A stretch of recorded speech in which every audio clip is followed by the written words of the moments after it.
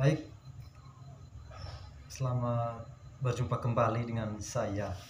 Perkenalkan, nama lengkap saya Ignatius Afrianto Saktian, NIM 210303, kelas C, Prodi Sosiologi semester 2. Kali ini saya akan menjelaskan tentang kesadaran Gatgate, pemikiran, kemauan, dan tindakan kolektif di era media sosial.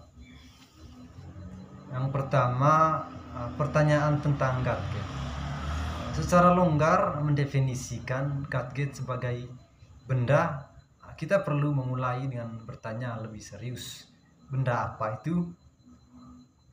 Ini mungkin tampak pertanyaan yang jelas, tetapi jauh dari itu, dan jawabannya menawarkan beberapa wawasan penting tentang bagaimana kita dapat berpikir dan berperilaku terhadap Gatgate itu. Tujuan dari Heidegger mulai dari posisi sesuatu sebagai sesuatu yang utama di dunia. Dalam contoh, apa yang dapat disentuh, dicapai, dilihat, yaitu apa yang ada di tangan.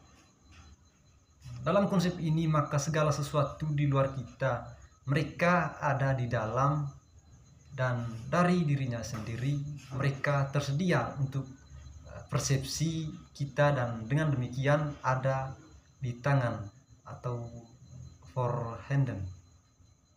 Filosofi Heidegger yang lebih luas, di mana pemahamannya tentang manusia didefinisikan dalam istilah berada-ada dalam waktu dan tempat tertentu dan dapat hubungan dengan dunia tertentu, konfigurasi yang mengkristal dalam konsep desain. Di sini keterlibatannya dengan dunia mendefinisikan manusia bukan esensi abstrak seperti jiwa atau pikiran. Dengan demikian, menjadi manusia berarti aktif di dunia dan menjadi bagian darinya, dan tidak mengamatinya dari kejauhan atau dari sudut pandang istimewa yang terpisah atau sebagai subjek dan objek. Hubungan manusia dengan hal-hal adalah menghadapinya sebagai bagian dari dunia tempat kita beraktivitas dan yang kita pedulikan. Gatgate adalah hal yang lebih kompleks, dalam arti menjadi barang dan peralatan sekaligus.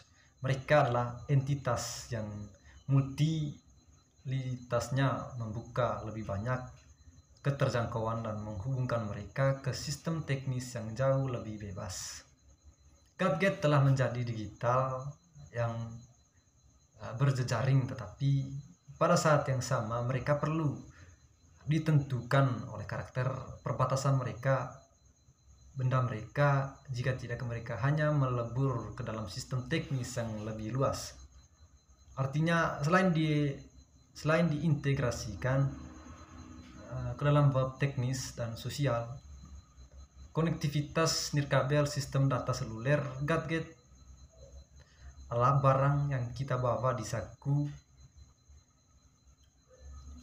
ada di mobil, dan ransel kita diikat ke pergelangan tangan kita dan ditancapkan ke mata dan telinga kita. Gatgate juga memiliki bentuk wujud dan keberadaan mental.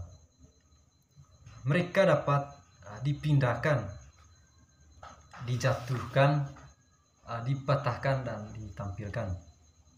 Dalam mendefinisikan Gatgate sebagai entitas menjadi diskrit dengan batas bagian dalam dan luar, sesuatu yang dapat dipegang dari ditangkap, kita dapat menarik gagasan tentang objek teknis. Yang kedua, materialisme Gatgate. Gatgate beroperasi dalam kondisi material yang konkret. Ada batasan signifikan, kontrol, dan sumber ketersaingan dan eksploitasi dalam dispositif menyeluruh mereka. Dispositif merupakan ensemble yang benar-benar heterogen. Dispositif yang saat ini mendominasi masyarakat barat dan sebagian besar dunia yang lebih luas dalam berbagai tingkat intensitas dan totalitas adalah teknik kapitalisme. Dispositif teknokapitalis yang kita huni saat ini merupakan fase ekstrim perkembangan kapitalis yang ditawarkan oleh Luis Suarez Villa, menggambarkan sebagai bentuk kapitalisme yang sangat bertumpu pada kekuatan kooperasi dan eksploitasi kreativitas teknologinya.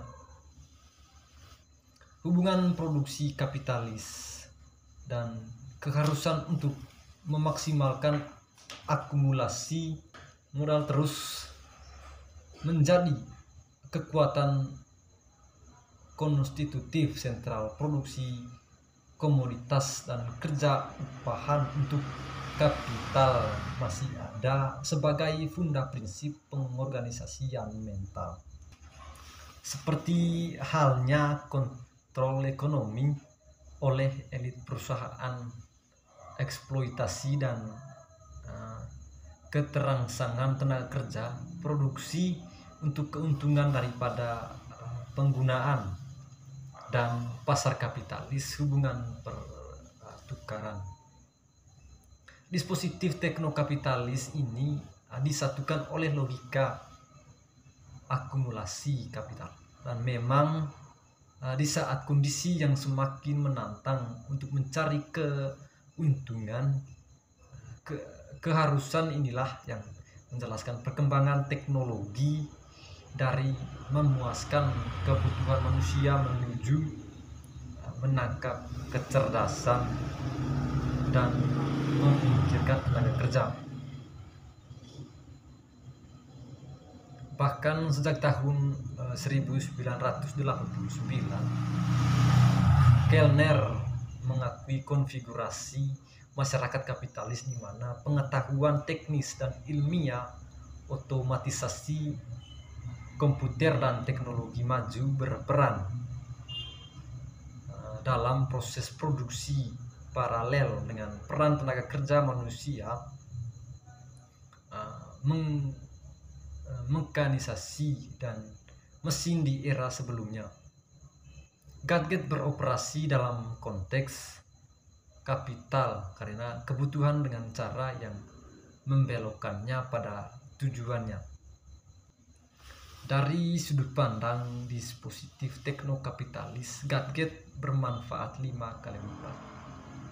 Pertama, sebagai komoditas di dalam dan dari dirinya, mereka adalah entitas material yang diproduksi dalam sistem pabrik seperti mobil atau lemari es sebelum mereka.